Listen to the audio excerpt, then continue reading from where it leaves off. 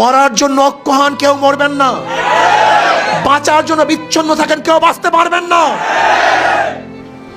ঘরে থাকার জন্য যদি ঘরে থাকেন ঘরে থাকতে পারবেন না, কিন্তু ঘরে থাকার জন্য যদি বাহিরে নামেন তাহলে জীবন ভর ঘরে থাকতে পারবেন।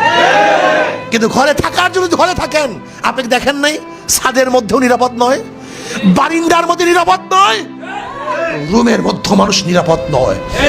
আমার টাকার গুলি দিয়ে আমার বুকের মধ্যে গুলি চালাবা, তোমার গুলি আর চালাতে দেওয়া হবে না ইনশাআল্লাহ। আবু সাইদ যদি বুক পাড়তে পারে, সেই বুক তো আমাদের কাছেও আছে।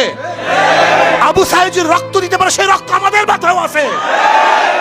যদি আবু সাইদ আজকে জীবন দিয়ে গর্বিত হতে পারে, তাহলে আমরা কেন জীবন দিয়ে গর্বিত হতে পারবো না? আজকে হাজারো মানুষ যদি জেলখানায় থাকতে পারে, মনে রাখতে হবে আমিও তাদের একটা পার্ট। ইতিমধ্যে আমাদের 4 জন ছাত্র অলরেডি শহীদ হয়ে গেছে। এরা অলরেডি আল্লাহর ডাকে সাড়া দিয়ে চলে গেছে। আমরা ইনশাআল্লাহ শহীদ হব, কিন্তু মাঠ ছাড়বো না। রাজি আছেন ইনশাআল্লাহ? ভয় পাবেন না, ভয়ের কিছু নেই, ভয়ের কিছু নেই। হয়তো 2 দিন